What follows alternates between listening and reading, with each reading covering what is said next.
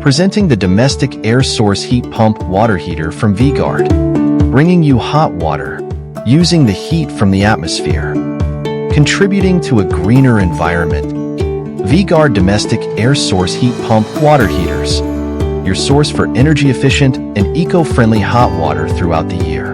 In this video, we'll walk you through its step-by-step installation process. The domestic air source heat pump water heater comes in 2 boxes like these. Let's first unbox the heat pump.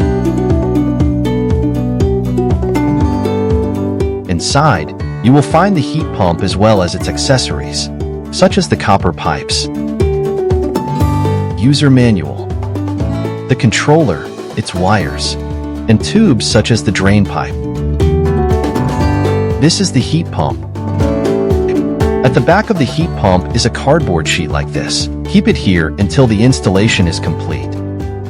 Next, we will unbox the storage tank. You will find its accessories stored on the sides, such as the coupler, drain pipe, support frame, expansion bolts, screws, water tank fixing strap. Take off all the packaging materials.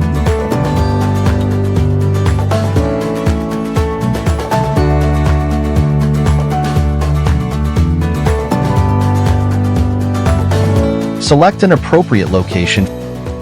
Place the storage tank on a stable platform. Identify spots for the support frame. Ensure the position using a water level.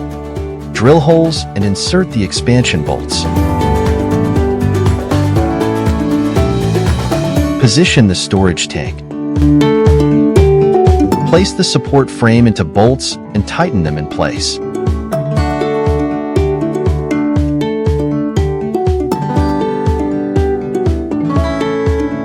Place the water tank fixing strap.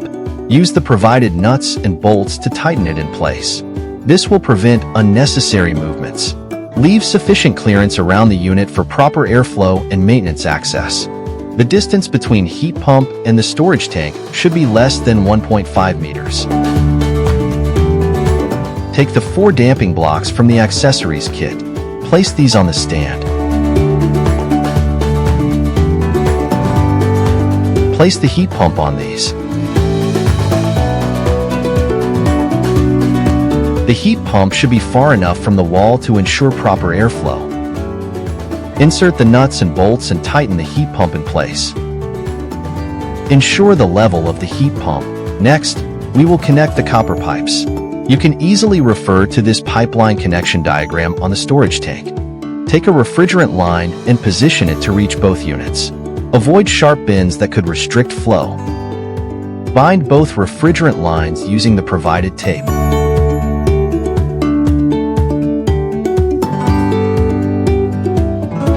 Once taped together, position the refrigerant lines to reach both units. Remove the protective caps on the storage tank. Connect the refrigerant lines.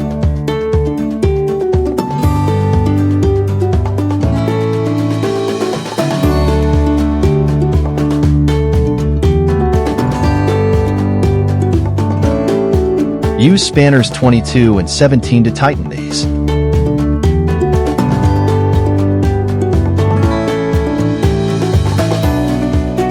Similarly, on the heat pump, remove the protective caps. Connect the refrigerant lines and tighten them using spanners 22 and 17.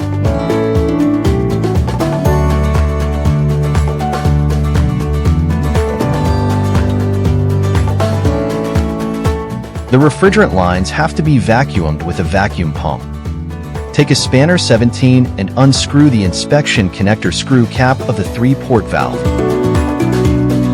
Connect a compound manometer to the inspection connector and tighten it. Connect a vacuum pump to the compound manometer. Turn on the vacuum pump. Open the manifold. The pressure should drop to -30 psi. Let the vacuum pump run for 20 to 25 minutes to ensure there are no impurities inside. Afterwards, close the manifold and turn off the vacuum pump. Wait for 10 minutes. The pressure should remain at minus 30 psi.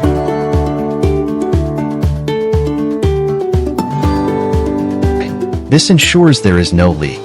Use a spanner 18 and open these lids on the side.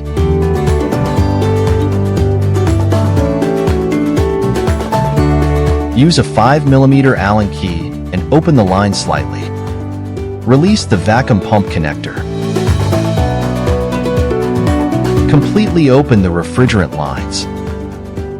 Close all the lids.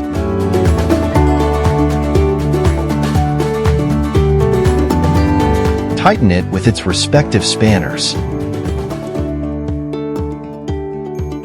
Test the connections for leakage by using soap bubbles.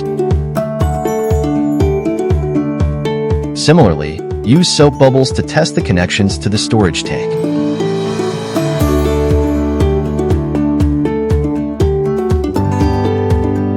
After ensuring no leakage, make the electrical connections. Route the cable from the storage tank to the heat pump. Unscrew these screws on the heat pump. Remove this cover. These two are the main supply. These are for the heating coil inside the storage tank. The is for the ground connection. This connects to the sensor from the storage tank.